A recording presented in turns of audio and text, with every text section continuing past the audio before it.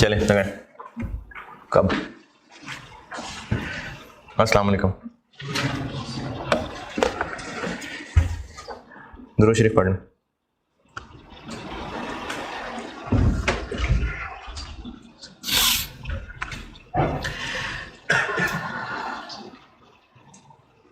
अच्छा, पिछली क्लास में मैंने दो आपको प्रैक्टिस क्वेश्चन ज़बानी ही बताए थे, दिखाए थे, और ये वाला पॉइंट बताया था कि प्लान एसेट्स में वो पैसे जो देने का वादा हुआ वो नहीं दिए अभी, तो उसको शामिल नहीं कर लेना। पास पेपर का एक सवाल कराता हूँ। IAS 19 के पास पेपर्स के सेक्शन में क्वेश्चन नंबर 3 देख लें। तंजीम लिमिटेड,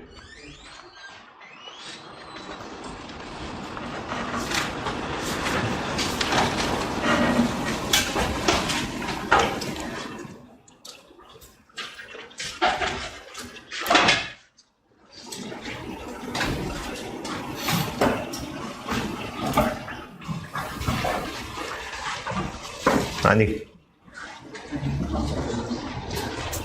अगर जाग रहे हैं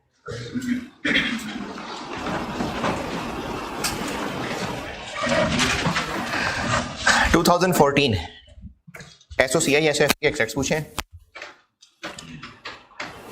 अच्छा, जब से ये CFAP 1 बना था, यानी CFAP आया था दिसंबर 16 से, तो फिर इस तरह से फुल फ्लैज सवाल नहीं आया IAS 19 का आया। फिर वो पार्ट्स में 1-2 दफ़ा टेस्ट हुआ है, लेकिन इस तरह से सेपरेट सवाल फुल फ्लैज नहीं पहले होता था। पार्ट ए में मांगे हुए एक्सट्रैक्ट्स SOCI के, SOFP के और कंपैरेटिव भी कहें 2014, तो फिर 2013 भी। पार्ट बी बाद में करता हूँ। अब SOFP SOCI में क्या आएगा वो सारा कुछ बाद में बनेगा, पहले ये मूवमेंट बनेगी। तो सवाल की requirement, question 3 part A, extracts of SOCI, extracts of SOFP 2014-2013। SOFP में आ रहा होता है नॉन करंट एसेट्स या नॉन करंट लायबिलिटीज में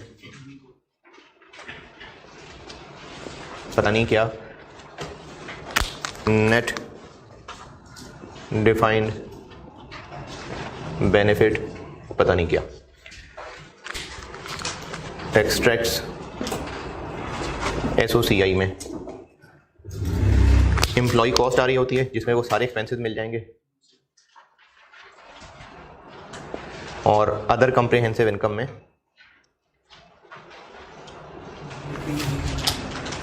रीमेजरमेंट का गेन या लॉस आ रहा होगा। तो ये चीज़ें यहाँ बाद में पता चलेंगी, पहले वो फिगर्स टोटल कैलकुलेट होगी तो ये पता चलेगा। तो इसको यहाँ छोड़ के एक्सट्रैक्ट्स ऑफ नोट्स में आ जाते हैं। अच्छा, नोट्स में क्या है, उन सारी चीज़ों का ब्रेकअप है। एक तो बन गई reconciliation of defined benefit obligation 2014-2013। इधर लिख लूँ स्कोप से, वो फोकस आउट तो नहीं हो जाएगा। Reconciliation of fair value of plan assets. चलो जी, इनको भरते हैं। सबसे पहले 13 ओपनिंग बैलेंस। तो 13 का ओपनिंग बैलेंस DBO का कितना? 13 का ओपनिंग बैलेंस DBO का 1 जनवरी 13। एडिशनल इंफॉर्मेशन पहले बुलेट पॉइंट में दिया हुआ है। DBO का 2050, ये इधर क्लोजिंग निकलेगा तो यहाँ आएगा। Fair value of plan assets का 1995। फिर उसके बाद आगे क्या होता है? इंटरेस्ट। लेकिन इंटरेस्ट से पहले देख लें कहीं पास्ट सर्विस कॉस्ट तो नहीं है, और है तो फिर भी देख लें कि पास्ट सर्विस कॉस्ट के साथ डेट तो नहीं लिखी हुई कि ये ईयर स्टार्ट की फिगर है। तो डेट नहीं लिखी हुई, बस कहा है कि 2013 में पास्ट सर्विस कॉस्ट। अच्छा, वर्ड है पास्ट सर्विस कॉस्ट का नहीं। दूसरा bullet point, during the year 2013 scheme amend हो गई और उसकी वजह से जो प्रेजेंट वैल्यू ऑफ DBO बढ़ गई वो 13 है। तो ये पास्ट सर्विस कॉस्ट, क्योंकि पास्ट सर्विस कॉस्ट यही होती है कि या तो प्लान अमेंडमेंट हो रही हो, जाग रहे हैं, प्लान अमेंडमेंट हो रही हो, या past service cost, plan amendment या कर्टेलमेंट। तो इसके नतीजे में जो ऑब्लिगेशन में चेंज आएगी वो पास्ट सर्विस कॉस्ट है। तो ऑब्लिगेशन बढ़ जाएगी तो कॉस्ट मजीद कॉस्ट है, तो ये पास्ट सर्विस कॉस्ट आ जाएगी 2013 में। लेकिन क्या ये कहा है कि ये 1 जनवरी की फिगर है? तो बस फिर ईयर एंड की फिगर है, इसलिए इसी के ऊपर इंटरेस्ट लगा लें। कितना इंटरेस्ट रेट? 8 या 9?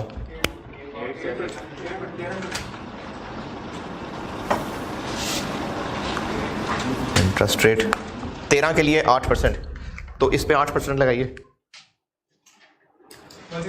164, और इस पे भी 8% लगाइए,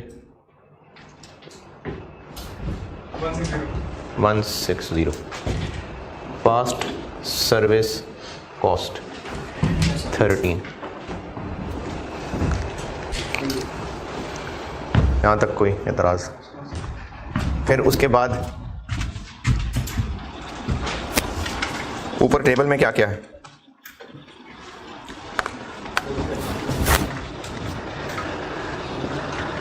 हाँ जी, 13 और 14 दोनों के क्लोजिंग बैलेंसेस हैं और करंट सर्विस कॉस्ट है, तो करंट सर्विस कॉस्ट आ जाएगी इसमें। 14 में कितनी? 125। 13 में 143। और क्या है? बेनिफिट्स पेड कहाँ लिखूं? दोनों में। 14 में 99, 13 में 110, और यहाँ भी 99 और 110। और टेबल में क्या है? कंट्रीब्यूशंस। ये कहाँ लिख? ये प्लान एसेट्स वाले में। 14 में 105, 118। और टेबल में क्या है? क्लोजिंग है, वो मैं आखिर में लिख लेता हूं। और सवाल में क्या रह गया? बुलेट पॉइंट 3, ये क्या हो रहा है? तो ये क्या चीज़ है? ये सेटलमेंट है, सेटलमेंट। अच्छा, वो ना लास्ट टाइम भी वो जो सीढ़ियों पे एक स्टूडेंट ने सवाल पूछा था, मैं बाकियों को भी एक बात समझाता हूं। थर्ड बुलेट पॉइंट में सेटलमेंट है, ये कैसे पता? वर्ड सेटलमेंट आ रहा है? सेटलमेंट होती है ये जो बताया था कि फैक्ट्री बेच दी और जो भी उससे रिलेटेड लोग थे उनकी जिम्मेदारियां ट्रांसफर कर दी एसएल जिसको बेची। तो वो चूंकि सच्चे लोग थे तो उन्होंने सारी ऑब्लिगेशंस कबूल कर ली। जितनी ऑब्लिगेशंस उनको ट्रांसफर की, लायबिलिटी की अमाउंट कितनी? कितनी अमाउंट की लायबिलिटी इनको ट्रांसफर की? 280 की। इनफैक्ट ये मैं आपको यहां पे क्या बता रहा हूं, पार्ट बी इसका। पार्ट बी में कहा है कि इसकी एंट्री कर दें। तो पार्ट बी में 2 एंट्रीज मांगी हैं। एक मांगी है ये जो डिवीजन की सेल हो रही है इसकी, तो इसमें क्या क्या होगा? हमारी जिम्मेदारी ट्रांसफर हो रही है, जिम्मेदारी कम हो रही है, तो पीवी ऑफ डीबीओ के नाम से जो जिम्मेदारी बनाई हुई है वो हो जाएगी डेबिट। कितने से? 280। वहां लिखता हूं, अभी एंट्री पूरी कर लूं, वहां लिखता हूं। जबकि वो प्लान एसेट्स हमसे कितने ले रहे हैं?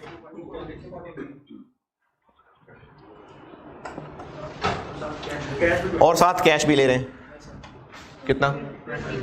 20। तो बाकी फिर गेन ऑन सेटलमेंट आ जाएगा। कितना? तो एक ये एंट्री मांगी थी और एक ईयर एंडेड की एडजस्टमेंट्स मांगी थी, वो बाद में करता हूं। अच्छा, इससे रिलेटेड एक बात समझिए। एक स्टूडेंट के सवाल से मुझे आइडिया हुआ कि मुझे ना ये बाकियों को भी पिक्चर क्लियर करनी चाहिए, शायद कंफ्यूजन रह गई। 280 मिलियन की लायबिलिटी ले रहे हैं वो लोग, जबकि पैसे हमसे सिर्फ 260 ले रहे हैं। क्यों?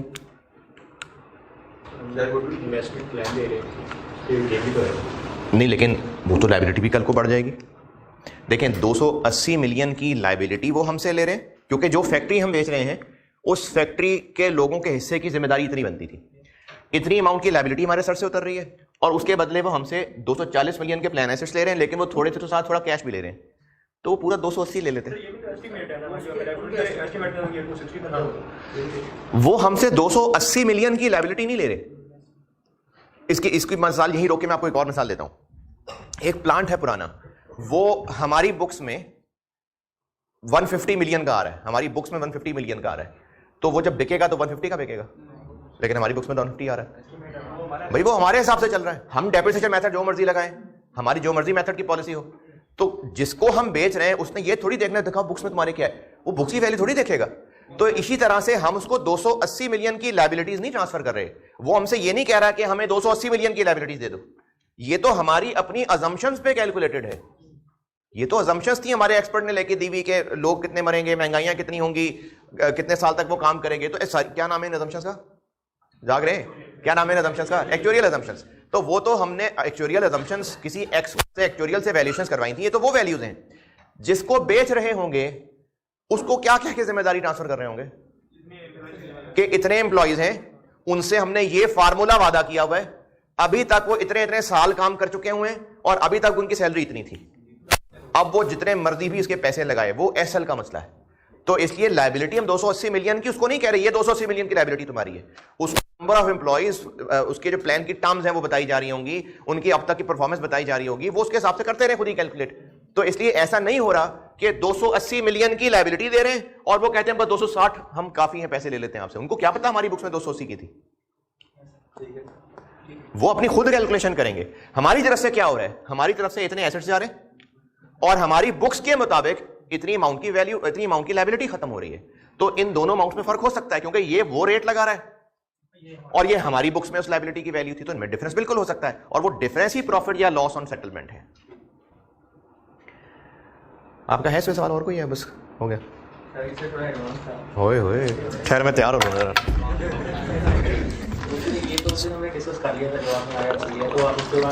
तो छोटे मोटे लोगों को जवाब दे रहा था, आप बताओ।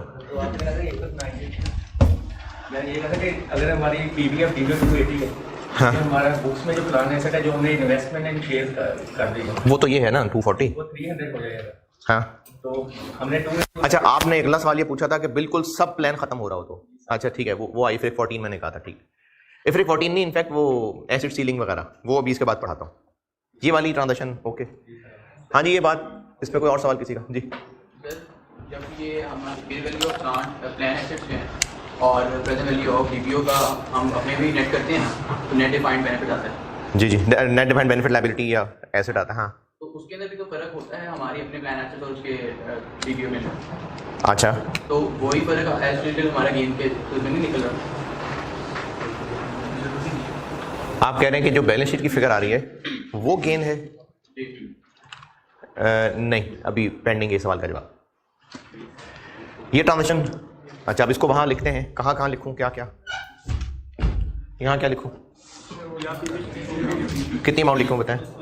280, क्योंकि 280 की लायबिलिटी खत्म हो रही है। 13 में 14 में 280, जी जी 14 में लिखा है।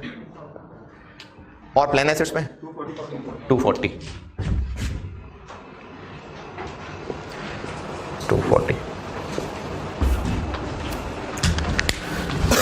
और बस अब इसको समेट लेते हैं, एक लाइन छोड़ दी, क्लोजिंग बैलेंस 13 का क्लोजिंग ऊपर टेबल में दिया हुआ है, 13 वाला 23, ये आ गया यहाँ, इधर क्लोजिंग 2040, ये आ गया कितने परसेंट? 2014 का 9%, 2014 का है, नहीं, आपको ना वो जो डिस्काउंट रेट दिया हुआ है, वो डिस्काउंट रेट ऊपर टेबल में देने का ये मतलब है कि ये उसके ईयर एंड के ऊपर डिस्काउंट रेट था। इससे पहले या बाद में कोई सवाल देखेंगे ना, तो वो डिस्काउंट रेट कोई डेट के हिसाब से बताया था, जैसे प्रैक्टिस क्वेश्चन 5-6 था, उसमें साथ डिस्काउंट रेट के डेट लिखी हुई थी कि इस डेट का डिस्काउंट रेट है, तो हमने ईयर स्टार्ट वाला रेट लिया था। अब यहां पर ना ईयर स्टार्ट वाला रेट नहीं दिया हुआ, आपको बस 2 कॉलम बना के उनमें रेट्स दे दिए। अगर आप 2014 के लिए 8% यूज करना चाह रहे हैं तो 13 के लिए तो फिर बताना चाहिए था ना। अगर आप इसको ये कहें कि ये जो रेट्स हैं ये 31 दिसंबर 13, 31 दिसंबर 14 के रेट्स हैं, तो 13 वाले के लिए आप इंटरेस्ट किस पे कैलकुलेट करेंगे? 12 वाला डेटा चाहिए होता, वो नहीं दिया हुआ। तो इन इंटरेस्ट रेट्स के साथ डेट भी नहीं ना लिखी हुई, ये तो नहीं लिखा कि ये 31 दिसंबर 13 का रेट है, 31 दिसंबर 14 का डेट तो नहीं लिखी हुई, तो डेट लिखी नहीं डिस्काउंट रेट के साथ और एक टेबल में दे दिया है। तो ये क्या पिक्चर लग रही है कि आपको दोनों साल का जो एप्लीकेबल रेट है वो दे दिए ताकि उसको इस्तेमाल करें। तो इसलिए 14 में 9% और 13 के अंदर 8%।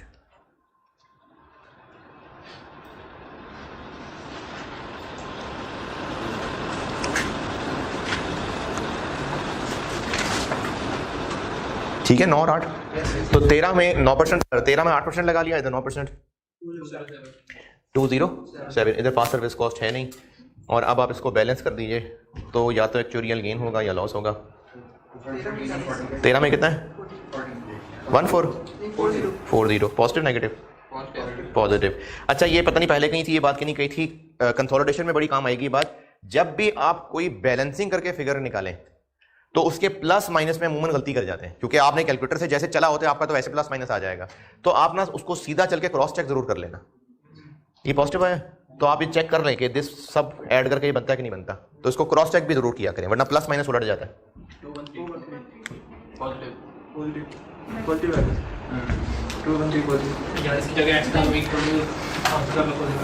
कर लें, ऐसे कर लें। नेगेटिव है कि पॉजिटिव है चेक कर लें।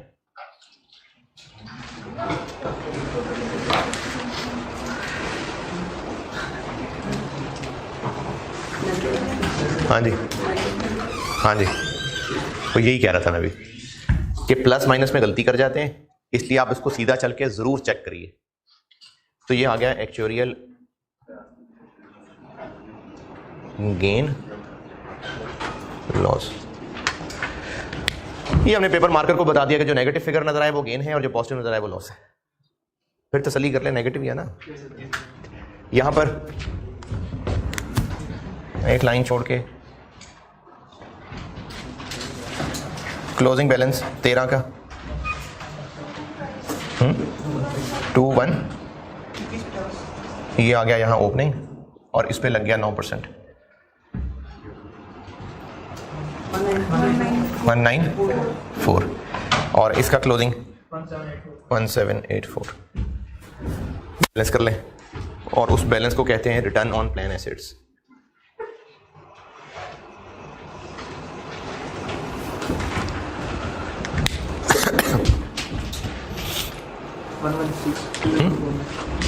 वन वन पॉजिटिव नेगेटिव पक्की बात है।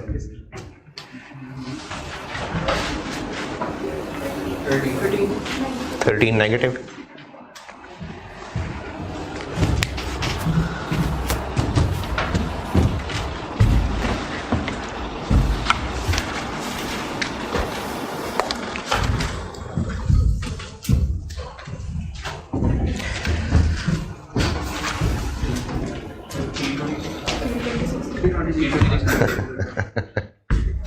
किस कॉलम में?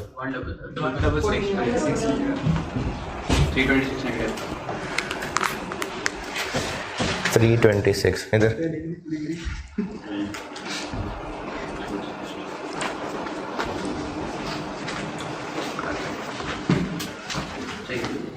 थर्टी नेगेटिव,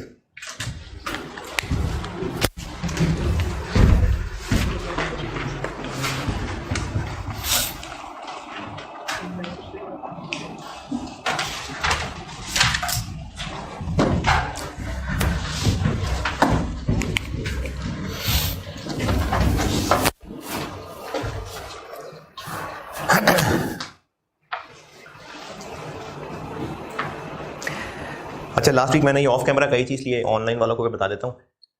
ये जो मेरे सामने बैठे हैं इनकी तो मजबूरी है, जो रिकॉर्डिंग सुन रहे हैं।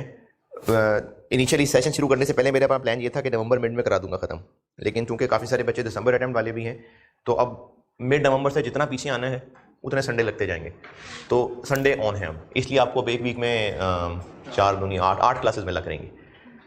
तो जो आप ऑनलाइन वालों में से सुस्त चलना चाहता हो तो उसको क्या मजबूरी है, ना सुने 8 वो 4 करके सुन ले। तो बहरहाल अब एक वीक में 4 दिन ऑन कर लिए मैंने हैं।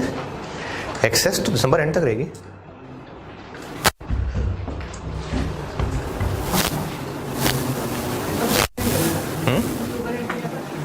नहीं अक्टूबर एंड नहीं, हमारे पास 15 इतवार नहीं है ना, नवंबर के फर्स्ट वीक तक चला था। जल्दी जल्दी भाई। अब इनसे फिगर्स निकलेंगी कि एसओसीआई में क्या जाना है, एसओएफई में क्या जाना है, अब इनसे निकलनी है फिगर।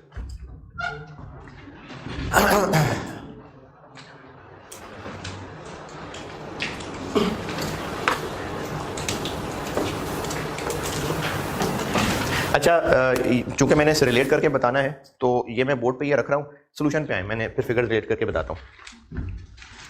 एसओएफपी में बताएं क्या जाएगा।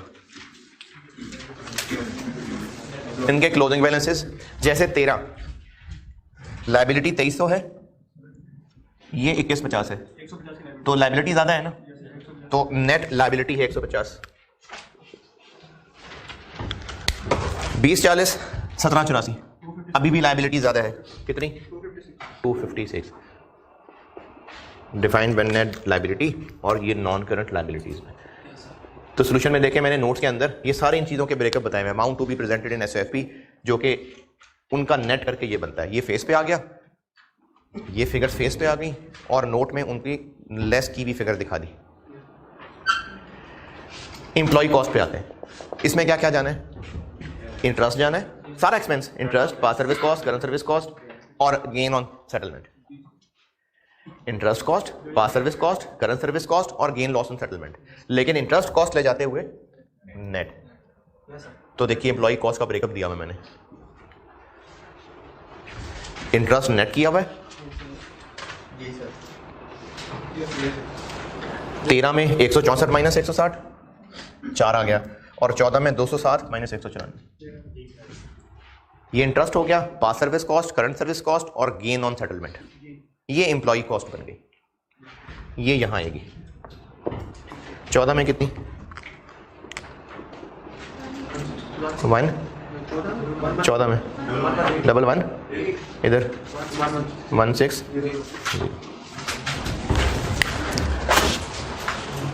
ओसीआई में क्या जाना है, ये दोनों मिला के एक्चुअरियल गेन लॉस और रिटर्न ऑन प्लान एसेट्स। तो 13 में देखें 40 और 13 जा रहा है। अच्छा, इसमें प्लस माइनस का धोखा नहीं खाना, ये चूंकि लायबिलिटी की मूवमेंट है तो इसमें नेगेटिव फिगर गेन और पॉजिटिव फिगर लॉस है। ये चूंकि एसेट्स की मूवमेंट है तो यहां पर पॉजिटिव फिगर गेन है और नेगेटिव फिगर लॉस है। ये एसेट्स की मूवमेंट है, लायबिलिटी की मूवमेंट है, इसलिए ब्रैकेट का फर्क होगा। तो 2013 में लॉस था और ये भी लॉस है। देखें ये लायबिलिटी है, इसमें बैलेंसिंग फिगर पॉजिटिव आने का मतलब है लायबिलिटी और बढ़ गई, तो लॉस वाली बात है। ये एसेट है, नेगेटिव फिगर आने का मतलब है एसेट कम हो गया तो लॉस है। तो इसलिए यहां पर ब्रैकेट लॉस है और यहां पर विदाउट ब्रैकेट लॉस है, तो ये भी लॉस है और ये भी लॉस है। इसलिए 2013 की ओसीआई में 53 आ गया। वहीं यूनी वर्किंग में देखें सारे टुकड़े चल रहे हैं कि ओसीआई में क्या आना है, तो ये दोनों चीजें हैं जो ओसीआई में आनी है। ओसीआई अच्छा, अब 14 के अंदर ये नेगेटिव है, लायबिलिटी में नेगेटिव मतलब लायबिलिटी कम हो रही है, तो गेन वाली बात है, तो ये गेन है लेकिन ये लॉस है। तो 326 लॉस, 213 गेन, तो 113 का लॉस आ गया। ये ऐसे ओसीआई बन गया, और ये पार्ट ए की रिक्वायरमेंट थी।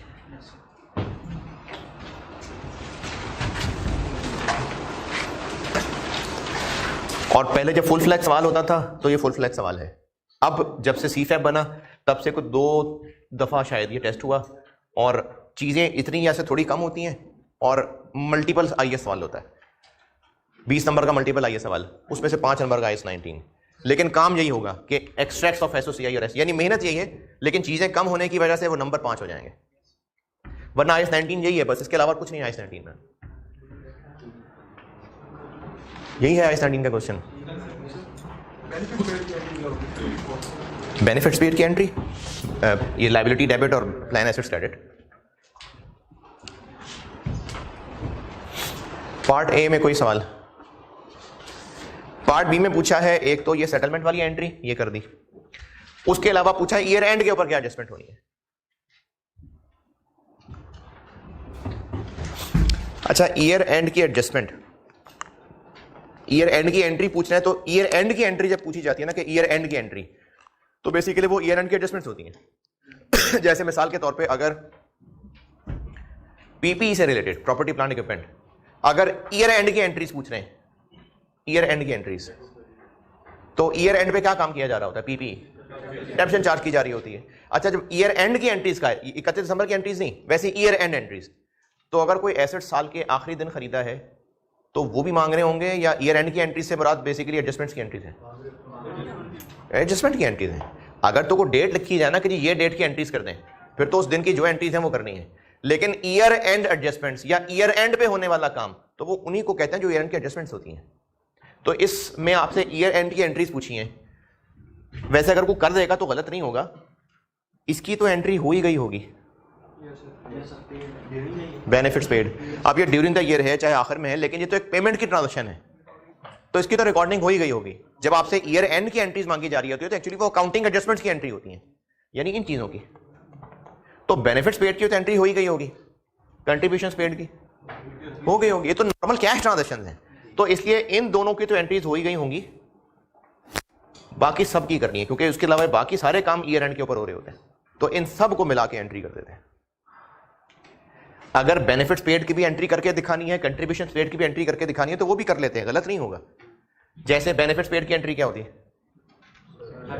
Liability debit, plan assets credit, cash नहीं प्लान एसेट्स क्रेडिट, वहां से निकाल के पैसे देने। कंट्रीब्यूशंस प्लान एसेट्स में पैसे डालें, plan assets debit, cash credit. तो ये एंट्रीज करनी है तो ठीक है कर लें, वरना ये दोनों हो गई होंगी। बाकी सबकी एंट्री बना देते हैं। जैसे अच्छा 2013 की भी एंट्रीज कहीं है? नहीं, वो तो पार्ट ए में कहा था शो कंपैरेटिव, इसलिए 13 सॉल्व किया, वरना तो सवाल ही 2014 का है। वैसे भी 3 नंबर है, सवाल तो 2014 का है ना, वो तो पार्ट ए में कहा हुआ था शो कंपैरेटिव फिगर, वरना तो सवाल 2014 का ही सवाल है। तो एंट्री भी फिर 2014 वाली ही मांगी हुई है, ये तो कर दी, ये तो उसने अलग से मांगी थी।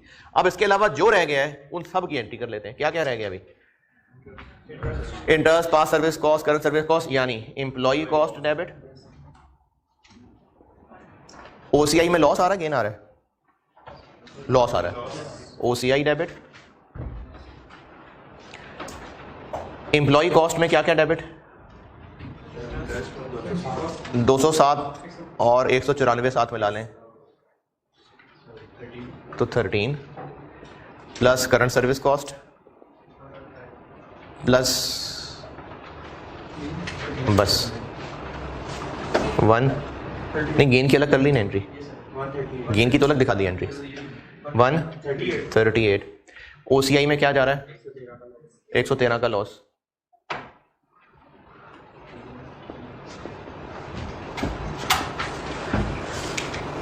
अच्छा अब इसका क्रेडिट कहां जाएगा? इसका क्रेडिट कहां जाएगा? ये क्या हो रहा है? ये प्लान एसेट्स कम हो रहे हैं, रिटेन अर्निंग कहां से आ गई? ये 326 की क्या एंट्री हो रही है? प्लान एसेट्स क्रेडिट हो रहा है ना, तो प्लान एसेट्स क्रेडिट। इन सब का क्रेडिट कहां जा रहा है? कैश नहीं, लायबिलिटी में, प्रेजेंट वैल्यू ऑफ डीबीओ। यार मैं तो खत्म कर रहा हूँ इधर से आई सुनने से। इसका कैश में क्रेडिट कहां से जा रहा है? Current service cost debit, PV of DBO credit, interest cost debit, PV of DBO credit. अच्छा अब उसमें ये एक चीज बल्कि क्रेडिट में गलत कर दी,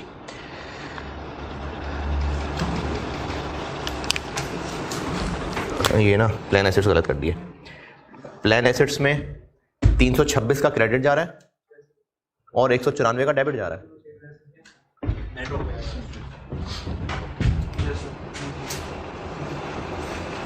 प्लान एसेट्स में ये डेबिट हो रहा है, नोट्स खोल लें, सारों की एंट्री एक एक करके बताई हुई मैंने। इस इंटरेस्ट इनकम की क्या एंट्री है? Plan assets debit, interest income credit. इस loss return on plan assets की क्या एंट्री है? OCI debit, plan assets credit. तो प्लान एसेट इतने से डेबिट हो रहा है, इतने से क्रेडिट हो रहा है।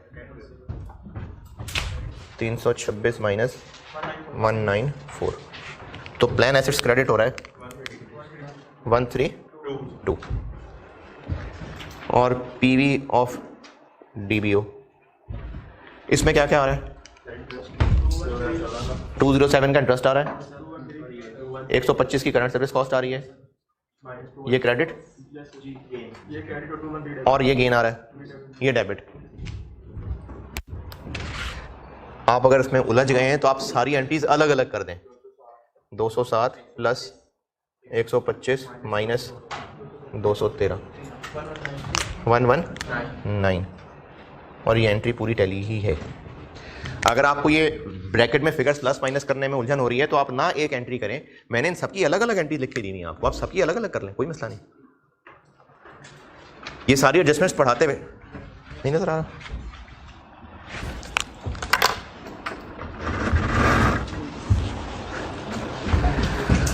मैंने इन सबकी अलग अलग एंट्रीज पढ़ाई हुई हैं, मैंने वही की हैं एंट्रीज, बस जगह बचाने के लिए ब्रैकेट में कर दिया, ना करे अलग अलग कर लें। ये है जी एक IS 19 का फुल फ्लैज पास पेपर का सवाल।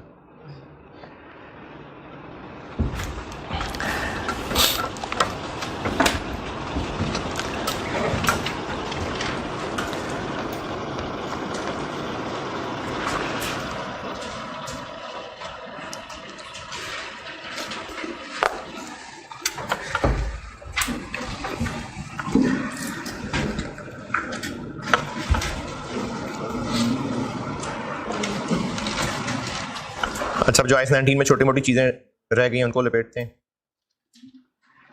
ये जो पास्ट पेपर्स वाले सेक्शन में इसमें 3 सवाल रह गए। कोई आप में से लिख के करना चाहे तो मर्जी है, लिख के कर ले, जबरदस्त। ज़बानी भी देख लें तो बहुत है। ये अब आज का होमवर्क, ये तीनों सवाल। हाँ जी, 5-5 मिनट के सवाल हैं। कोई लिख के करना चाहे तो लिख के कर लें, नहीं तो ज़बानी भी देख लें तो चलेगा। मैंने क्वेश्चन 3 कर दिया ना, तो बाकी 1, 2 और 4, 1, 2 का 4 है। क्वेश्चन नंबर 4 का ये वो मैंने बताया था ना कि प्लान एसेट्स का नोट में ब्रेकअप बताना होता है कि इसमें कैश कितना है, इसमें इन्वेस्टमेंट इन डिबेंचर्स कितना है, इन्वेस्टमेंट इन शेयर्स कितना है, वो बताया हुआ। इसमें क्वेश्चन 1, 2 और 4 मैंने 3 किया है। 1, 2 और 4 ये लिख के कर लें तो आपकी मेहरबानी है, नहीं तो ज़बानी कर लें तो भी बहुत है। अच्छा, IS 19 के चैप्टर में आए और उसमें जो जो चीज़ें रह गई हैं वो मैं समेटता हूँ और फिर एक खुद से बनाया हुआ सवाल कराता हूँ एसिड सीलिंग एडजस्टमेंट समझाने के लिए, और वो फिर अभी लेटेस्ट टेस्ट भी हुआ था। फिर लेक्चर 18 करके तो IFRIC 14 कराऊंगा। IS 19 के चैप्टर के नोट्स में आए और उसमें क्या क्या रह गया, अब इसमें ज़बानी चीज़ें देख लें। पेज 1 बता दिया, पेज 2 सारा हो गया, पेज 3 हो गया, पेज 4,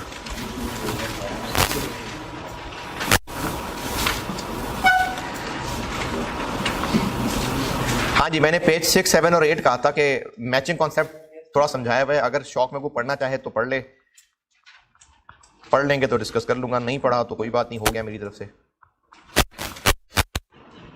फिर नहीं पढ़ा था, कोई मसला नहीं, सिंपल मैचिंग कॉन्सेप्ट रिलेट किया हुआ बस। अच्छा, मैं इसके अलावा पहले बाकी चीज़ें समेट लूँ और फिर पूछता हूँ जिन्होंने नहीं किया। पेज 8 उसके अलावा हो गया था, पेज 9 में ये 7 नहीं बताया।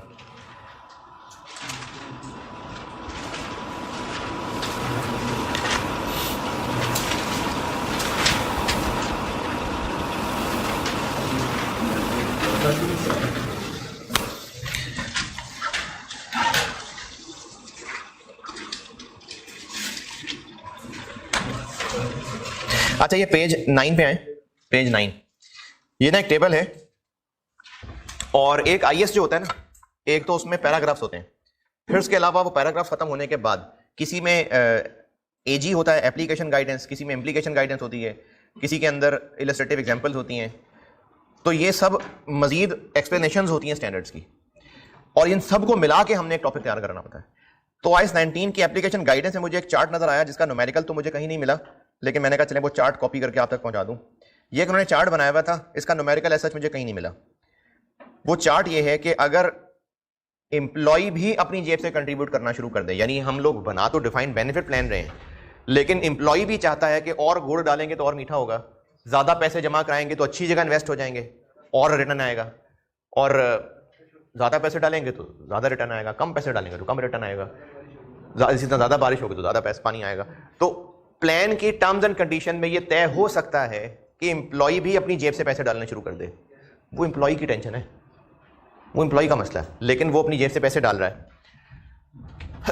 अगर वो अपनी जेब से पैसे डाल रहा है तो इसको कहते हैं कंट्रीब्यूशंस फ्रॉम एम्प्लॉयज। अब इसका क्या करना है, इसके नीचे 2 शाखें हैं, ये टेबल देखें ना पेज 9 पे।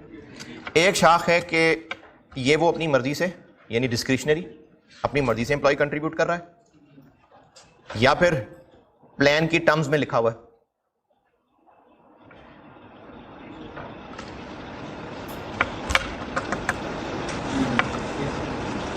अगर एम्प्लॉय अपनी मर्जी से कर रहा है तो पैसे चूंकि प्लान एसेट्स में आ रहे हैं, पैसे कंट्रीब्यूट कर रहे हैं ना, तो पैसे प्लान एसेट्स में आ रहे हैं, तो प्लान एसेट्स डेबिट, और वो एम्प्लॉय अपनी मर्जी से कर रहा है, अपनी खुशी से,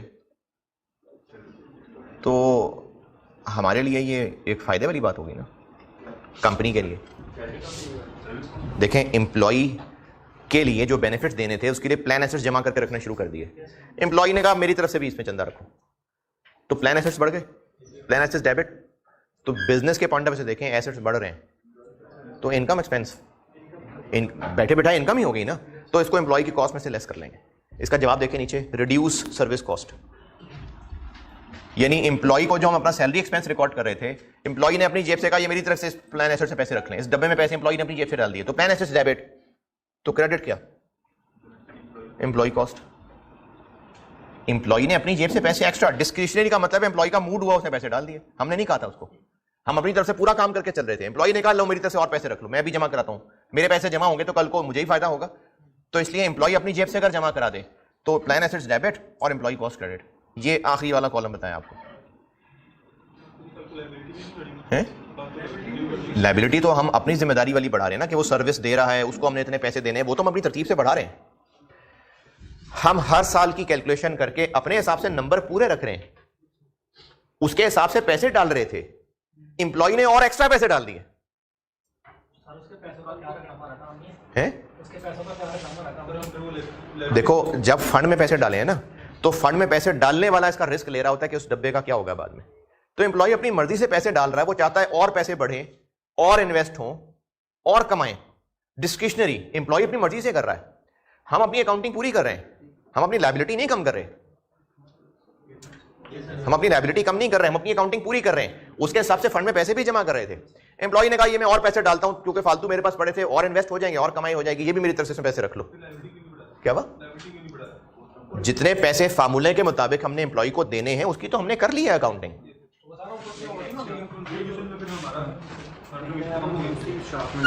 कंट्रीब्यूशन हम अपने हिसाब से चीजें पूरी कर रहे हैं, उसने और कंट्रीब्यूट कर दिया। अब जब उसने और कंट्रीब्यूट कर दिया तो प्लान एसेट्स और बढ़ गए ना, प्लान एसेट्स और नहीं बढ़ गए। अच्छा चलो, plan assets debit, liability credit कर दूं, हमारी बेनिफिट ऑब्लिगेशन बढ़ रही है। जो हमने कैलकुलेशन की हुई है कि इतने महीने वो इतने साल काम कर चुका, अब तक के इतने इसने बेनिफिट्स अर्न कर लिए मेहनत करके। देखो, हमने उसको इतने पैसे एंड पे देने हैं, उसमें वो डिस्क्रिशनरी खुद हिस्सा डाल देता है। एम्प्लॉय को पैसे देने का वादा किया था, मिसाल अब मैं डिस्काउंटिंग वगैरह सब इग्नोर करके कहता हूं 1 लाख रुपए, वो हमने अपनी लायबिलिटी बना ली, हमने कहा आपको पैसे देने हैं और वो लायबिलिटी बन गई। अब एम्प्लॉय ने उसमें से कहा कि आप इतने पैसे मेरी तरफ से रख लें, जब मुझे कल को पैसे देने लगेंगे तो मुझे पास वापस आ जाएंगे। तो लायबिलिटी तो पूरी हमने लाख बना ली है ना। जितने प्लान एसेट्स बढ़ गए होंगे, जब उसको पे ऑफ करने लगेंगे तो उसमें से निकल के उसका 10,000 भी उसको चला जाएगा, लेकिन प्लान एसेट्स तो बढ़ गए ना। अभी उसने उसमें पैसे और रख लिए।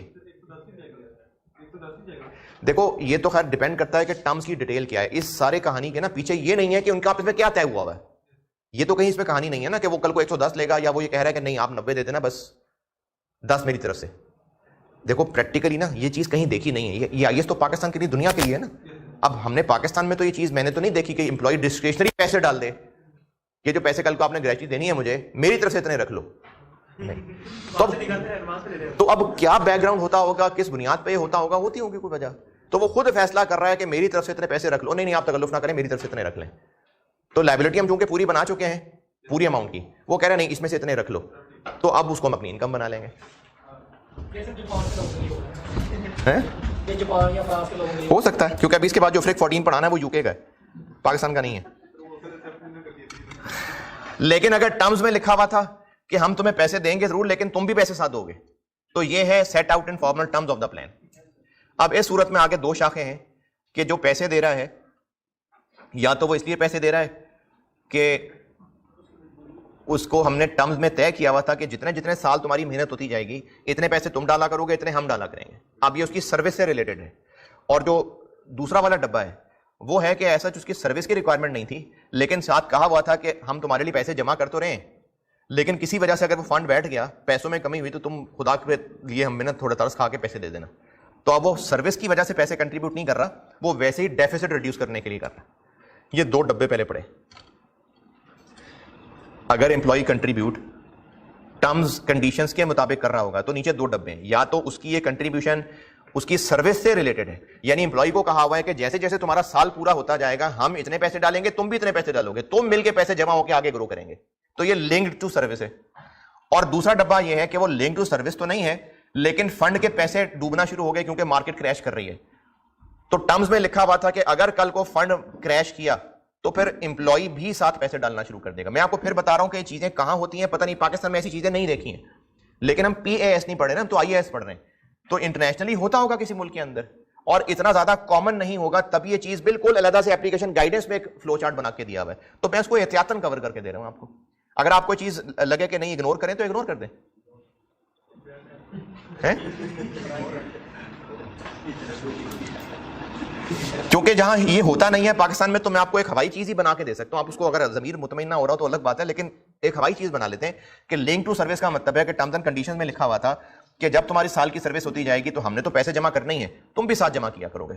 जैसे प्रोविडेंट फंड में होता है ना, दोनों पैसे जमा कराते हैं तो मिलके पैसे ज्यादा बढ़ जाते हैं। तो हो सकता है उस तरह की कोई चीज तय की हो। तो अगर उस तरह की कोई चीज तय की हुई है तो लिंक टू सर्विस है। और अगर टर्म्स एंड कंडीशन में लिखा था कि अगर कल को फंड बैठ गया तो तुम तरस खा के पैसे जमा करा देना, ये नॉट लिंक टू सर्विस है। अब अगर नॉट लिंक टू सर्विस है तो वो प्लान एसेट्स में तो पैसे डाल ही रहा है, तो वो OCI के अंदर कवर हो जाएगा। यानी उसने प्लान एसेट्स में पैसे और डाल दिए, ये 1784 को उसने 1800 बना दिया, तो हम इसको अलग से इनकम कहने की बजाय ये 310-15 कर लेंगे, 310।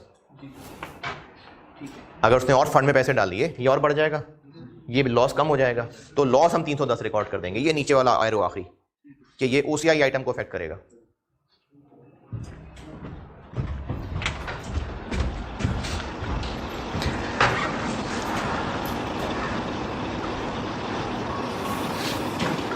और लिंक टू सर्विस में आगे फिर 2 केसेस बने हुए हैं कि नंबर ऑफ ईयर से लिंक्ड है या नंबर ऑफ ईयर से लिंक्ड नहीं है। तो अगर नंबर ऑफ ईयर से लिंक्ड है तो जिन नंबर ऑफ ईयर से लिंक्ड है उन पे फैला देंगे इसको अपनी इनकम बनाते हुए, और अगर किसी खास नंबर ऑफ ईयर से लिंक्ड नहीं है तो जिस साल में ये है बस उसी में बना लेंगे। तो आप इस टेबल को इग्नोर करना चाहें तो आपकी मर्जी है, इग्नोर कर दें। मुझे छोड़ना नहीं ठीक लग रहा था इसलिए मैंने डाल दिया बुक में, वरना ये IAS का हिस्सा नहीं है, ये एक एप्लीकेशन गाइडेंस के अंदर एक स्पेशल सिनेरियो था। तो जिनको समझ आती है रखना चाहें रख लें, नहीं तो छोड़ दें।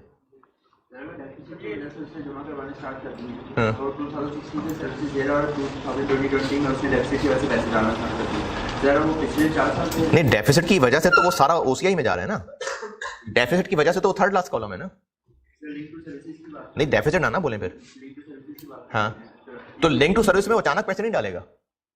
लिंक टू सर्विसेज में तो टर्म्स एंड कंडीशंस के मुताबिक डाल रहा है, तो वो तो टर्म्स एंड कंडीशन के मुताबिक तय होगा कि किस साल में कितने पैसे डालने। अच्छा, पेज 9 के ऊपर बाकी चीजें बता दी थी, पेज 10 बाकी सारा बता दिया था, पेज 11 सारा हो गया, पेज 12 पे आए।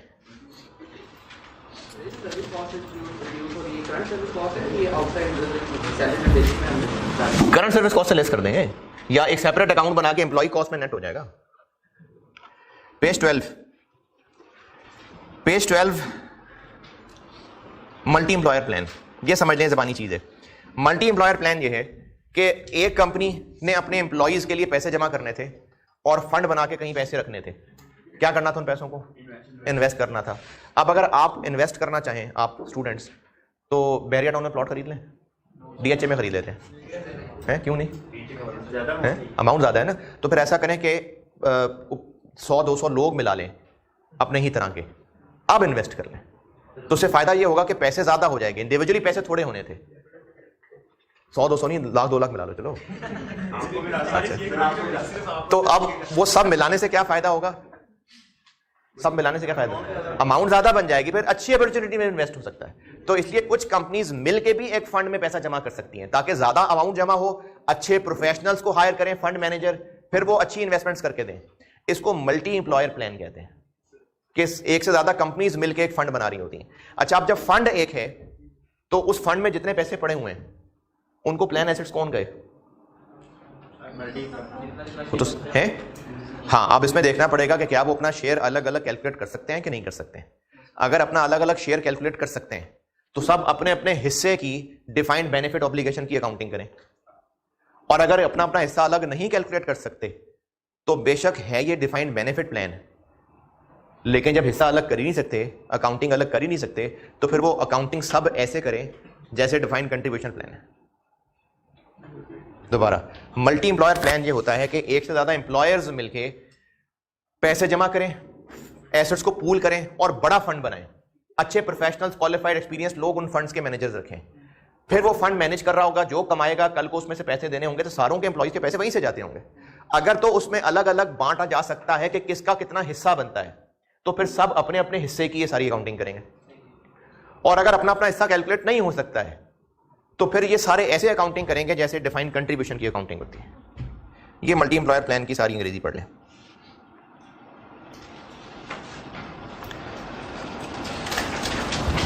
पेज 12 पे मल्टी एम्प्लॉयर प्लान की सारी अंग्रेजी पढ़ लें।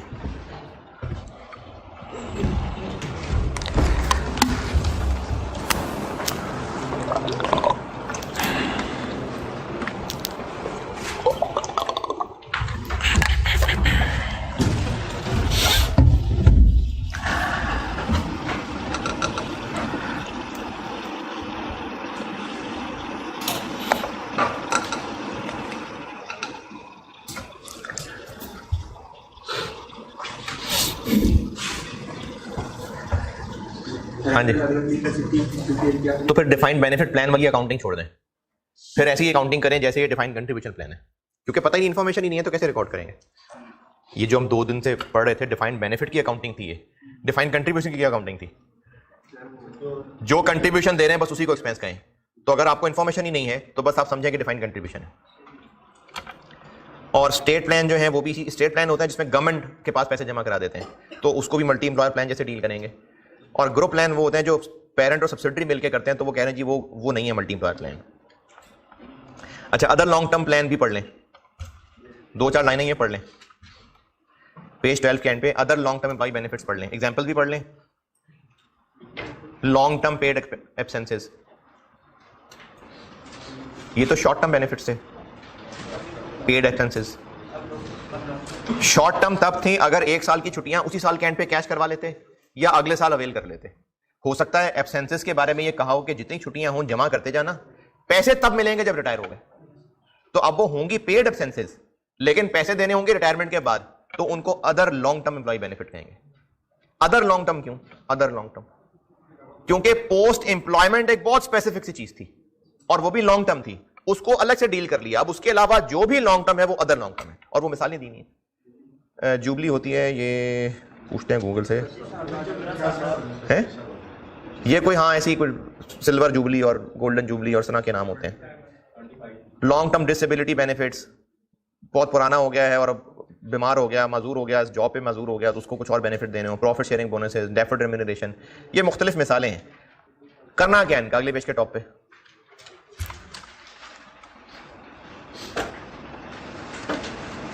बस ये करना है इनका। क्या करना, ये क्या डिफाइंड बेनिफिट वाली सारी अकाउंटिंग करनी है। सारा कुछ प्लान एसेट्स डीबीओ सब वैसे ही होगा, सिर्फ फर्क यह पड़ेगा कि ये चीजें ये P&L में जाएंगी, बस ओसीआई वाली चीजें भी P&L में जाएंगी, बस सिर्फ ये फर्क पड़ेगा, बाकी सेम है। सारा कुछ यही होगा इनमें, सब इनकी ऐसी ही अकाउंटिंग होगी, लेकिन इनमें ओसीआई आइटम्स की जगह वो जो gain loss, actual gain loss है, रिटर्न ऑन प्लान एसेट्स है, वो भी P&L में जाएगा। और टर्मिनेशन बेनिफिट्स क्या होंगे? जब एम्प्लॉय को खुद निकालेंगे, या तो खुद जबरन निकाल देंगे या उसको ऑफर करेंगे और फिर वो उसको खुद एक्सेप्ट करेगा। जैसे गोल्डन हैंडशेक होता है तो वो जबरदस्ती नहीं निकाला होता है, वो खुद ऑप्ट करता है। कंपनी की तरफ से इनिशिएट किया हुआ, चाहे जबरदस्ती हो चाहे वो खुद एक्सेप्ट करे, ये टर्मिनेशन है। और इसके लिए कंपनी एक्स्ट्रा पे कर रही होगी, उसको टर्मिनेशन बेनिफिट्स कहते हैं। तो ये एक्सपेंस कब बनने चाहिए? तभी जब ये सारा मामला हो रहा है। तो इसमें बस इतना सा ही लिखा हुआ है, और इसके लिए एक IAS की एग्जांपल मैंने यहाँ कॉपी की है, वो उस पर तौफीक कभी ज़िंदगी में दिल करे तो पढ़ लेना। IAS 19 done. अच्छा, अब इसमें अभी तो आपको 1 घंटा ही हुआ पढ़ते हुए, एक सवाल कराता हूँ और वो सवाल मैंने खुद बनाया हुआ है। उस सवाल से ना आपको मैंने एसिड सीलिंग एडजस्टमेंट सिखानी है। ये अब से पहले टेस्ट नहीं हुई थी, बहरहाल मैंने तो लास्ट टाइम भी सिखाई थी। इस दफ़ा एक सवाल टेस्ट हो गया जिसमें एसिड सीलिंग की एडजस्टमेंट टेस्ट हुई थी। उससे पहले कभी ये टेस्ट हुई नहीं थी। लास्ट टाइम भी बहरहाल मैंने सवाल खुद से बना के कराया हुआ है। तो ये सवाल मैं आपको करा रहा हूँ, एसिड सीलिंग का कॉन्सेप्ट समझा रहा हूँ। एक बार एसिड सीलिंग का कॉन्सेप्ट समझ आएगा तो इफ्रेक 14 हो सकेगा।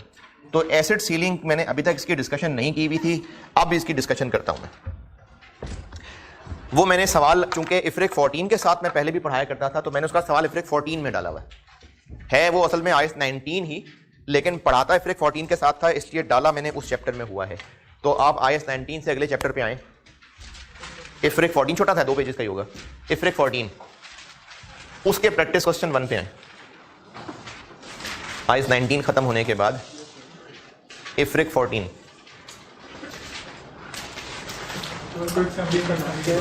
है। हाँ जी, इफ्रेक 14 जी, IAS 14 नहीं, ये पुरानी बुक है। ये आपके पास पुरानी बुक है? अच्छा, ये ना सिलेबस में नहीं है अब। ये मैंने तब डाल दिया था बुक में, लेकिन ये सिलेबस में अब नहीं है। वो पिछले टाइम में था तो अब नहीं है, तो इसलिए ये सिलेबस में अब नहीं है। तो जो नई बुक मैंने बनाई है ये निकाल दिया और इसकी जगह पर मैंने एक चैप्टर डाला है, वो कैफ लेवल, हाँ वो मैंने इसकी जगह डाला है। इफ्रेक 14 खोलें जी, पहुंचे? तो प्रैक्टिस क्वेश्चन 1 पढ़ ले, मैं बोर्ड पे करता हूं। इससे आपको एसिड सीलिंग की कहानी समझाता हूं।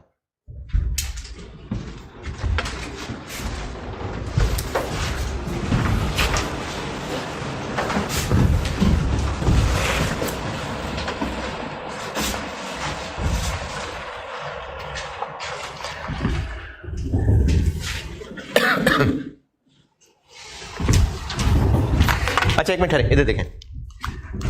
ये जो ऑब्लिगेशन और प्लान एसेट्स, इन दोनों की अलग अलग मूवमेंट्स हैं, दोनों की अलग अलग चीजें हैं। सिर्फ 2014 से ही करके दिखा रहा हूं। अगर इनको हम नेट सॉल्व करें, 14 का नेट ओपनिंग बैलेंस कितना? 150। नेट मतलब मैं इन दोनों को साथ साथ चलाने लगा, लेकिन इसमें से चूंकि ये लेस होता है, इसमें से ये लेस होता है, तो नेट लायबिलिटी है, तो इसको लायबिलिटी पॉइंट ऑफ व्यू से सोच के बनाता हूं। इंटरेस्ट किस पे लगाऊं? नहीं, वो फिगर नहीं कैलकुलेटेड ना, इसी को कैलकुलेट कर रहा हूं। इंटरेस्ट किस पे कैलकुलेट करूं? 9%, 150 पे करिए। 13 पॉइंट, चलो 14 कह लेते हैं। ये नेट लायबिलिटी बनाई हुई मैंने। करंट सर्विस कॉस्ट ऐड करूं, लेस करूं? नेट लायबिलिटी बनाएंगे, ऐड ही होगी, 125। बेनिफिट्स पेड आएंगे ही नहीं, क्योंकि नेट तो जीरो हो जाएगा। वो बेनिफिट्स पेड नेट तो जीरो हो जाएगा ना। प्लान एसेट्स पे से भी निकल रहा है, यहां से भी निकल रहा है, तो नेट तो जीरो हो गया। Contributions add, less. ये नेट लायबिलिटी सोच के बना रहा हूं मैं। कंट्रीब्यूशन लेस हो जाएंगी, 105। Settlement 40 negative. और बस क्लोजिंग क्या लिखूं? नहीं यार, 156 तो नहीं, 20, 40 और 17, 84, 2। अब इसको बैलेंस करें।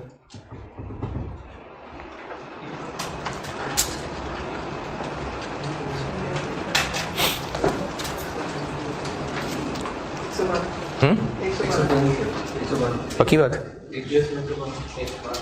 नहीं यार, लिखी नहीं है मैंने। लिखी तो है।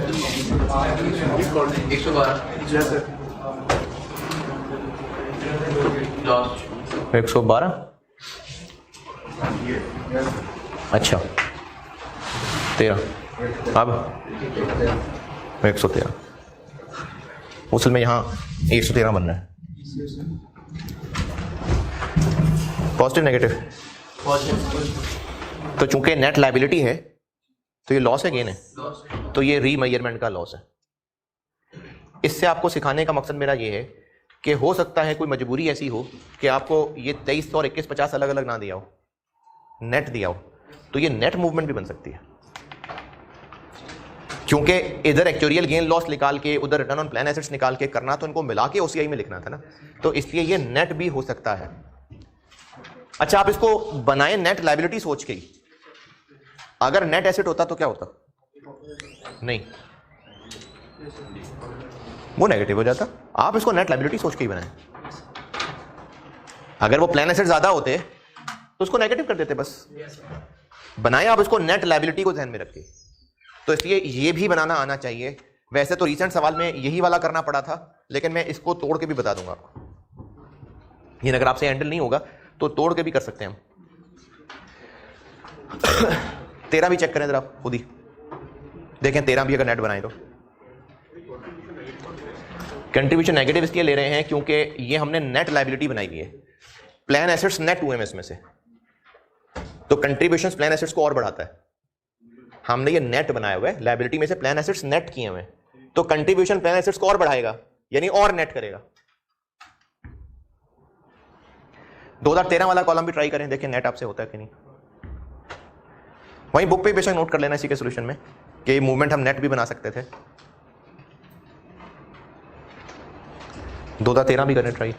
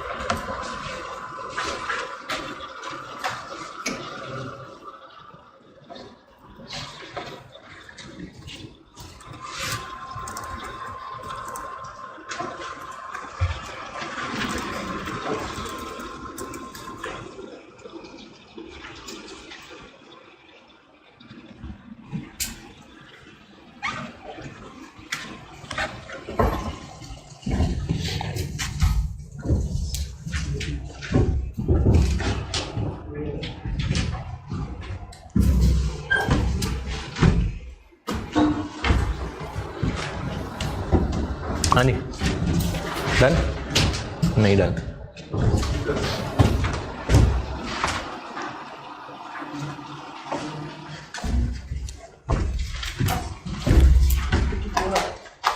डिफरेंस आ रहा है क्या? 84 नहीं,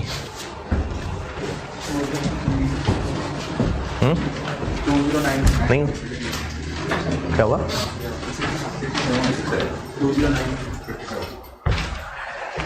चले देखते हैं जी। 13 का ओपनिंग बताएं। 55। इंटरेस्ट इस पे लगा दें 4। पास्ट सर्विस कॉस्ट भी है 13 की। Current service cost 143। 143 भाई, 13 का करने को। सेटलमेंट कोई नहीं थी। कंट्रीब्यूशंस 118। क्लोजिंग 150। 53 पॉजिटिव नेगेटिव, तो 53 का लॉस है, तो पहले भी 53 था। तो आपको ये नेट मूवमेंट भी आनी चाहिए। क्या गलतियां कर रहे हैं? पास सर्विस कॉस्ट नहीं लिखे थे, तो ये नेट भी सॉल्व करना आना चाहिए आपको। इस दफा सवाल में ये ओपनिंग अलग अलग नहीं दिए हुए थे, नेट दिया हुआ था तो इसलिए फिर वो नेट से ही कर सकेंगे। चलें इफ्रेक 14 के नोट्स में क्वेश्चन नंबर 1।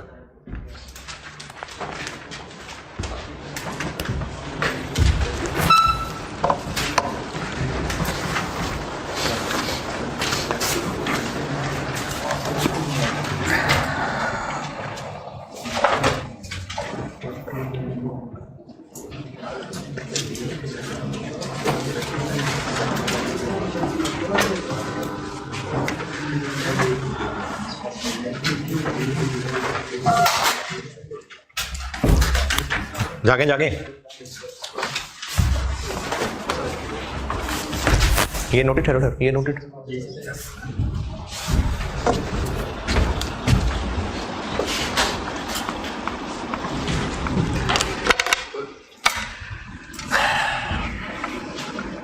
अच्छा, वो जो 2 पेजेस थे जो सिर्फ मैचिंग कॉन्सेप्ट ही समझाने के लिए थे, वो किस किसने पढ़े? 3 लोगों ने बस। गुड, जबरदस्त।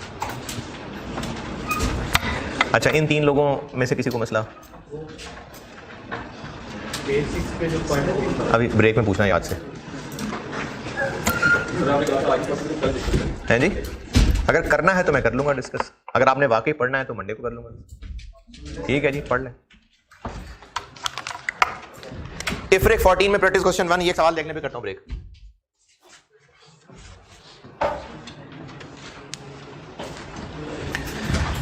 पढ़ लेना। खैर, पढ़ने वाला क्या है, वैल्यूज दी हुई है बस, ठीक है। इफ्रिक 14 में आपको 3 ईयर्स की वैल्यूज दी हुई है और रिक्वायर किया है मैंने 2019 और 20 के SOFP और SOCI के एक्सट्रैक्ट्स।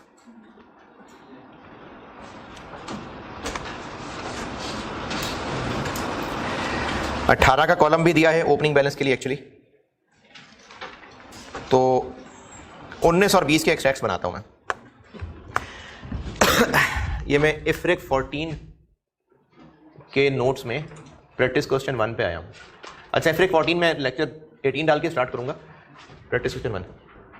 लेकिन IS 19 की एसिड सीलिंग को मैंने और डिस्कस करने के लिए एक सवाल खुद से बनाया हुआ है।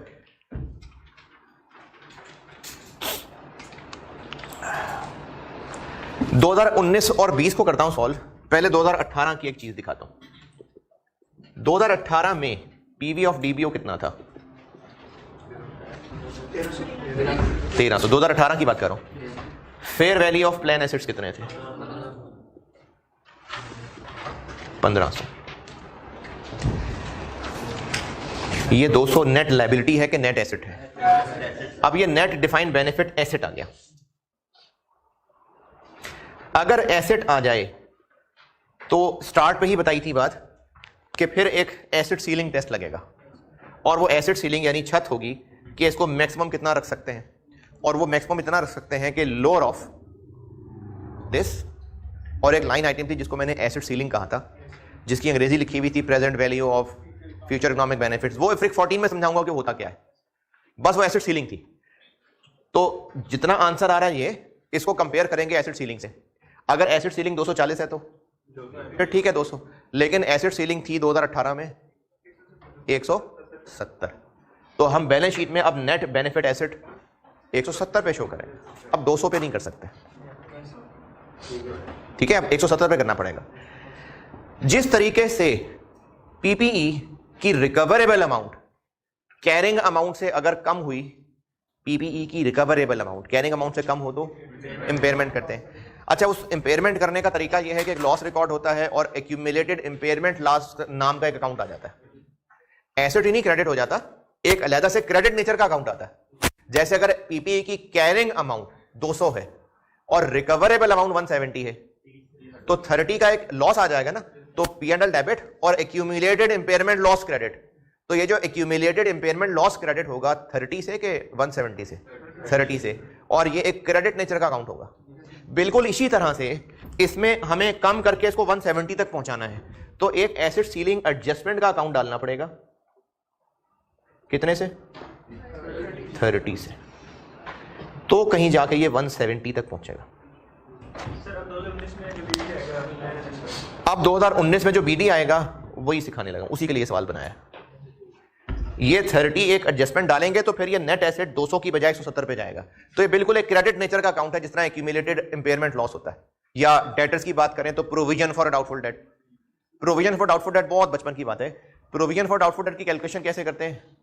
हर साल के एंड पे कैलकुलेशन करते हैं, उसको सीडी रखते हैं, फिर जो डिफरेंस है बीडीसीडी का वो बैड डेट एक्सपेंस, कुछ वैसा सही काम करने लगा मैं। तो 2018 का जब एंड हुआ तो हमें एसिड सीलिंग के नाम की इतनी एडजस्टमेंट की फिगर चाहिए थी, तो ही वो 200 को गिरा के 170 बनाएगी। जाग रहे हैं? 200 की एडजस्टमेंट 30 की एक हमें बैलेंसिंग फिगर चाहिए तो ही 200 कम होकर 170 पे आएगा। आप इसको एक्यूमुलेटेड इंपेयरमेंट लॉस की तरह की चीज समझ लें, आप इसको प्रोविजन फॉर डाउटफुल डेट की तरह की चीज समझ लें। इसकी जिंदगी का मकसद है इस एसेट को कम करके यहां तक लाना। अब 2019 की मूवमेंट दिखाता हूं। हाँ जी, ये सीडी। तो 2018 में 3 अकाउंट्स का सीडी आ गया। इसका सीडी 1300, इसका सीडी 1500, इसका सीडी 30। अब जब 2019 में आके वो मूवमेंट बनेगी तो वो भी अब 3 बनेगी। 2019 पीवी ऑफ डीबीओ 3 बना रहा हूं ना, तो मैं पहले 19 को डील कर रहा हूं। पीवी ऑफ डीबीओ का ओपनिंग 1300 भाई, ये 19 का ओपनिंग ना। अच्छा, इसी तरह प्लान एसेट्स ओपनिंग 1500, और ये जो भी एक नई चीज क्रिएट की है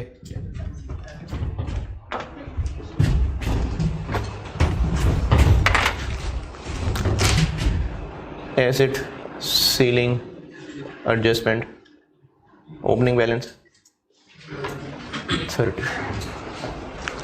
अब ये 3 अकाउंट स्टार्ट हो गए। 19 में क्या क्या हो रहा है? अच्छा, ये आपको भी मैंने ज़बानी बोली है बात, आपकी पहचान के लिए लिख देता हूं। ये डेबिट नेचर चीज है, ये क्रेडिट है, ये भी क्रेडिट है, ये भी क्रेडिट है, तभी तो एसेट में से लेस होगा ना। Accumulated impairment loss, provision for doubtful debt, तो ये भी क्रेडिट नेचर का अकाउंट चल रहा है। चलें आगे 19 में क्या क्या हो रहा है? सबसे पहले तो इंटरेस्ट आएगा। वही इंटरेस्ट इधर भी और उधर भी, क्योंकि तीनों आपस में कनेक्टेड चीजें हैं। तो इंटरेस्ट लगा लें 10%, 150, 130 और 3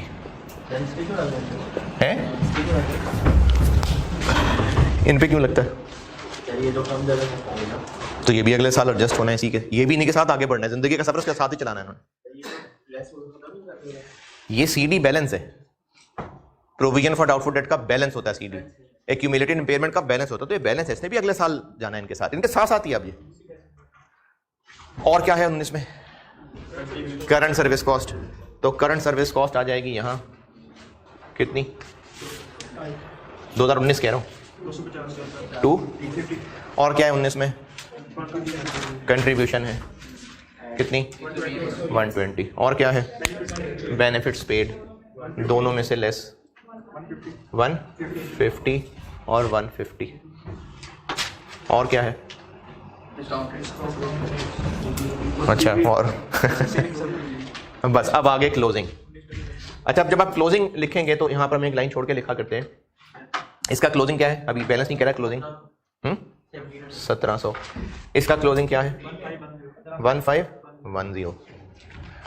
अब उसका क्लोजिंग बनाते हैं। अभी 19 के एंड पे फिर एसेट पोजीशन है, प्लान एसेट्स इससे ज्यादा है, फिर नेट एसेट पोजीशन है कितना? 190। जबकि छत कितनी है? 180। तो अब सीलिंग एडजस्टमेंट का सीडी कितना रखना है? 10।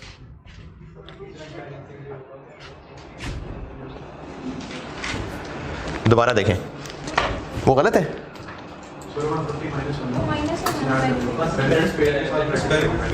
कोई बात नहीं, बैलेंसिंग निकाली नहीं मैंने, तो वो 1700 लिखा है ना, वो ठीक है, ब्रैकेट लगने थे, मिस हो गए। ये 1700 तो क्लोजिंग दिया हुआ है ना, मैं इसकी बात कर रहा हूं। 1700 और ये तो दिया हुआ है भाई। तो 1700 प्लान एसेट्स हैं, लायबिलिटीज 1510 हैं, तो प्लान एसेट्स ज्यादा हैं। फिर से नेट एसेट वाली पोजीशन बन गई। अब फिर से छत लगेगी और छत है 180, तो ये बन रहा 190, लेकिन छत 180 है। तो 10 अब सीडी बैलेंस चाहिए एडजस्टमेंट का, ये वो 10 है।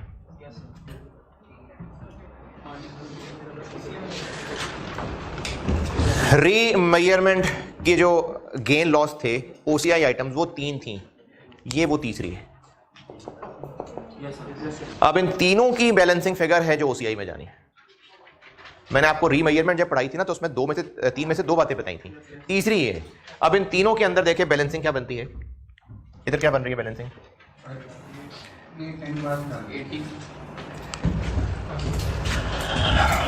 10 दोबारा समझ लें।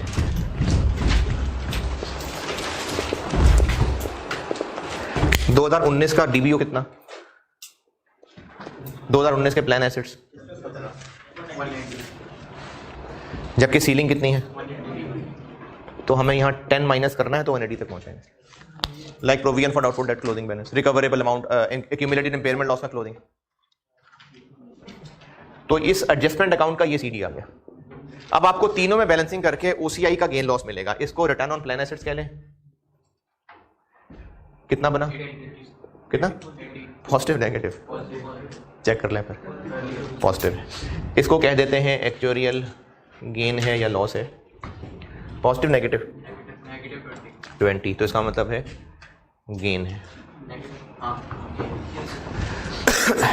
अच्छा, ये भी क्रेडिट नेचर की चीज है, ये भी क्रेडिट नेचर की चीज है. तो यहां भी ब्रैकेट लगा तो वो गेन होगा.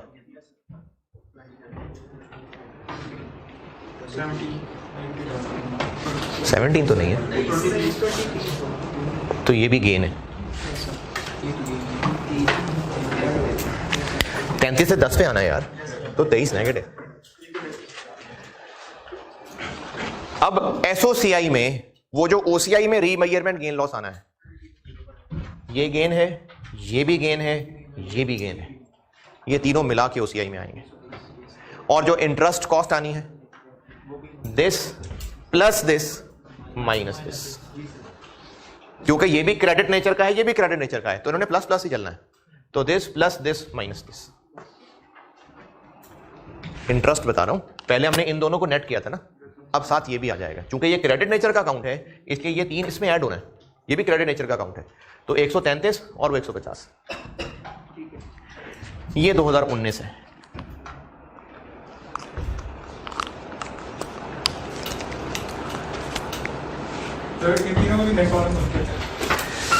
इन तीनों का मुश्किल हो जाएगा नेट कॉलम, क्योंकि एडजस्टमेंट कभी करनी होगी, कभी नहीं करनी होगी. जैसे 20 में आप देखेंगे नहीं होगी एडजस्टमेंट, तो इन तीनों का नेट मुश्किल हो जाएगा. इसलिए अगर नेट करना भी हुआ तो उन दोनों का नेट और ये अलग जी. अच्छा, अब 2020 पहले तो खुद ही ट्राई करें, और अगर नींद शदीद आ रही है तो सोल्यूशन देख लें फिर. लेकिन 2020 पहले आप कोशिश करें.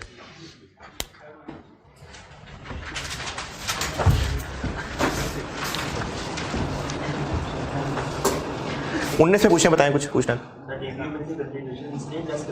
डीबीओ में कहाँ कंट्रीब्यूशन आता है?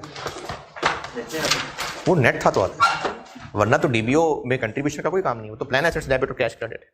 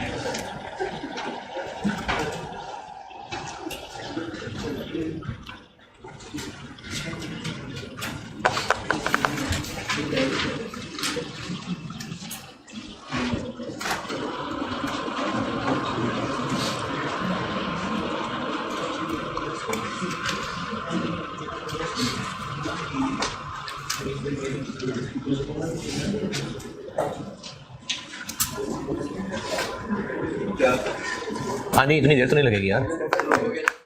Done. Acid ceiling adjustment clear, चलो ज़बरदस्त। अच्छा ये ना रीसेंट अटेम्प्ट का सवाल था, वो या तो मैं फाइनेंशियल इंस्ट्रूमेंट्स के बात करा दूंगा, मुझे याद, अगर कोई जवान याद रख ले, वैसे किसने याद रखना है, नहीं तो मल्टीपल आईएएस कंसोलिडेशन में मैं कहीं ना मल्टीपल स्टैंडर्ड के सवाल भी छेड़ूंगा, कोई एक दो बोर्ड पे करके बाकी सवाल होमवर्क एक दो दिन डिस्कस कर लूँगा। मैंने अपने पास तो उसको तब लिख लिया है, अपने पास मैंने इसको मल्टीपल आईएएस की डिस्कशन में लिख लिया है, लेकिन फाइनेंशियल इंस्ट्रूमेंट्स के बाद भी मुझसे पूछ लीजिएगा, शायद तभी करा दूं, क्योंकि इसमें एक एडजस्टमेंट जो थी वो IAS 19 की थी, एक IAS 2 की थी, एक फाइनेंशियल इंस्ट्रूमेंट्स की थी, तो हो सकता है कि मैं तब करा दूं, हो सकता है मल्टीपल आईएएस में करा दूं। IAS 19 खत्म और ये सारी डिस्कशन खत्म, अब लेक्चर 18 में मैं IFRIC 14 कराता हूँ। ठीक है, अल्लाह हाफ़िज़।